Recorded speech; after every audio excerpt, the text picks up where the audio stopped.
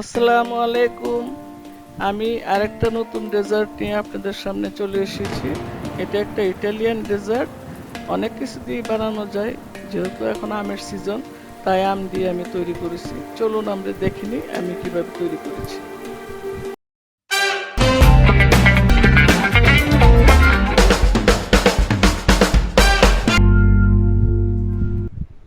আমি প্রথমে 3টা আম নিলাম। এই আমগুলি আমি সুন্দর করে কেটে নিব। আমগুলি আমি কিভাবে কাটি এই জিনিসটা খেয়াল করবেন, তবে একটু শক্ত আম হলে ভালো হয়। আমার আমটা একটু নরম হয়ে গিয়েছে, তারপরও দেখুন আমি কিভাবে আমটা কাটলাম। এভাবে কাটলে তাড়াতাড়ি হয়।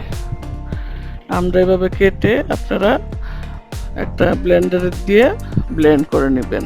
এভাবে খুলবেন, এই যে দেখেন কত সুন্দরভাবে আমটা খুলে যায়। তো এভাবে সবগুলি আম আমি খুলে নিয়েছি। যেহেতু এটা ম্যাঙ্গো পান্না কোটা, নারকেল দিয়ে করা যায়, কফি দিয়ে করা যায়, আপনারা সব ফ্রুটস দিয়ে করতে পারবেন এটা। তো আমের সিজন আম দিয়ে করলে বেশি ভালো লাগে। আপনারা বিভিন্ন জিনিস দিয়েও করতে পারেন।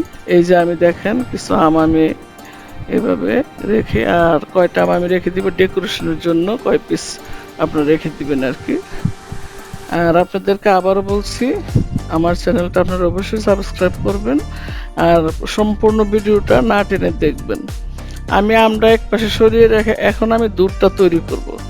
আমি এখানে 1 কাপ পরিমাণ দুধ নিয়েছি আর কিছু ক্রিম দিয়ে দিলাম। ক্রিমটা দিলে হয় কি, অনেক টেস্ট হয় আর কি। তো ক্রিম দিলাম, একটু ভ্যানিলা এসেন্স দিয়ে, চিনি দিয়ে আমি এটা একটু ভালোভাবে ব্লেন্ড করে নেব আর কি। ব্লেন্ড করে নিয়ে আমি ব্লেন্ডারে দিব, দিয়ে ব্লেন্ড করে তারপরে এই যে ক্রিমটা আপনারা একটু ব্যাটার করে নেবেন। ব্যাটার দিয়ে, যদি ইলেকট্রিক ব্যাটার না থাকে হ্যান্ড ব্যাটার দিয়ে করতে পারবেন। আমার যেহেতু ইলেকট্রিক ব্যাটার আছে এই জন্য আমি ইলেকট্রিক ব্যাটার দিয়ে করলাম। সাথে কিছু চিনিও দিলাম, হ্যাঁ, আর একটু কনডেন্স মিল্কও দিয়ে দিলাম। দিলে দুধটা স্বাদ আরও বেড়ে যাবে, খেতে অনেক ভালো লাগে। আর এগুলি তো সাধারণত বাচ্চারাই খায়, বাচ্চারা তো একটু মিষ্টি বেশি খেতে পছন্দ করে। তারপর আপনাদের যারা কম খাওয়াতে চান বাচ্চাদের মিষ্টি, বা বড়রা কম খায়, তাদের জন্য আপনারা মিষ্টি ছাড়াও করতে পারেন। চিনিটা আপনাদের ইচ্ছা মতো দিবেন।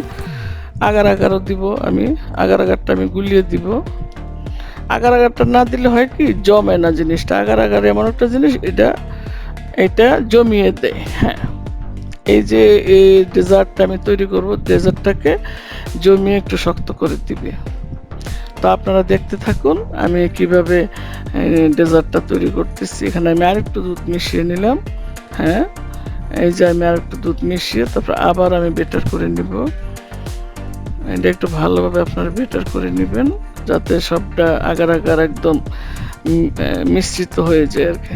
তারপর আমি এই যে একটা গ্লাস সুন্দর করে এভাবে কাত করে আপনারা এটা ঢেলে দিবেন। ঢেলে ঘরের টেম্পারেচারেও রাখা যায়, কিন্তু ফ্রিজে রাখলে ভালো। আমি ফ্রিজে রেখেছিলাম এই আধা ঘন্টার মতন। এখন আমি আমটা তৈরি করব।